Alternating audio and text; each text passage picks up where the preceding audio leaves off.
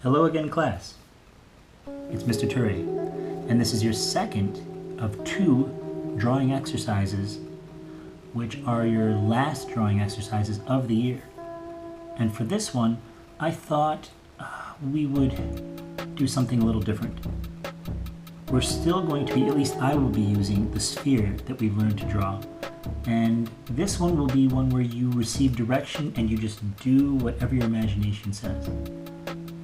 So what we're going to do is we're going to have the usual tools, the pencil, the eraser, and perhaps the finger to smudge if you choose to, but you don't have to.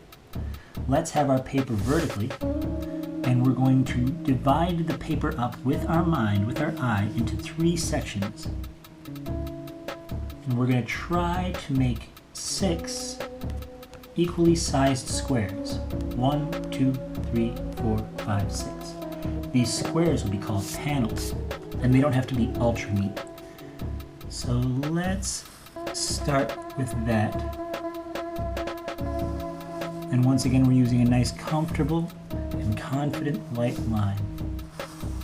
So let's see, the first section will be here, the next section will be here, and the third will be here. So we have 1 square, 2 squares, they don't have to be perfect. 3 squares, and you can even number them if you want. If you have a ruler, I suggest using a ruler. Okay, each of these squares will be called a panel. Panels are something that are used in either comic books or storyboards for films. So your assignment is this. Using these 6 panels, I want you to tell a story. Now, it can either be a story that you make up yourself, or it can be a story that exists. I'm not going to name the student, but there's a certain 3rd grader who likes to draw stories where I'm attacked by zombies in different situations. Maybe it's Christmas, who knows. My story will be one of a person named Sisyphus. It's a Greek myth. Sisyphus was a king who always seemed to do the wrong thing. And this angered Zeus, who came up with a pretty interesting punishment for him. So, for these squares, you don't have to get fancy. For instance, Sisyphus, in this case for me, will look like this guy. The only thing that will stay consistent or the same in all 6 squares is that he will have a hat, there will be a sun, a mountain, and a rock. So while I draw this story, let's talk about the myth of Sisyphus. Now, your story can be completely different. This is an example. And we can be more free and relaxed with the line. So Sisyphus was a king, the first king of a nation. And he constantly lied and stole and cheated and sometimes even hurt people. It's not known exactly why he did this. He just did, because he had the opportunity and he was not strong. So in this, we have the mountain, the boulder, Sisyphus, and the hot sun.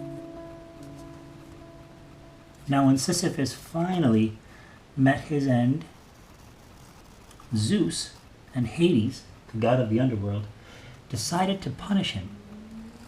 And their punishment was to make him, in the morning, every single morning for eternity, push a boulder up a huge hill, a heavy boulder.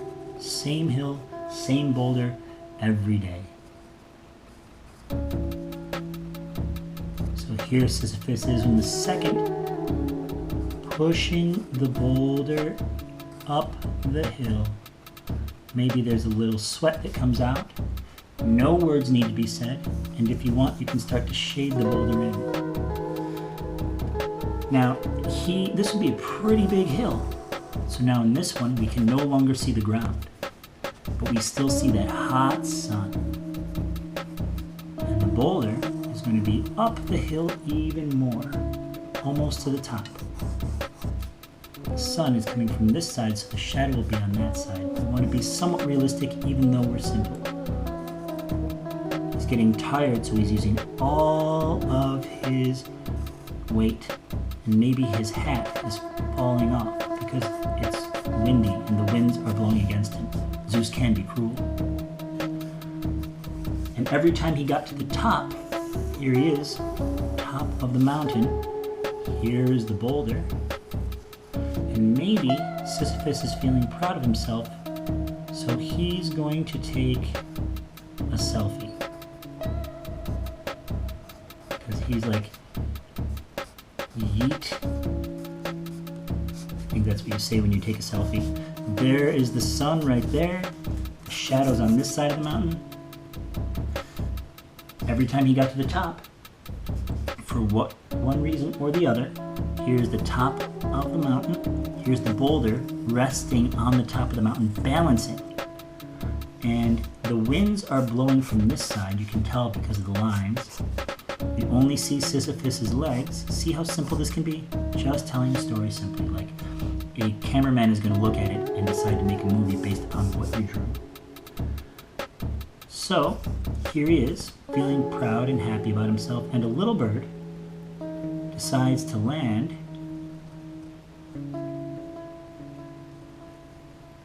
on this side of the perfectly balanced boulder, which causes it to shake.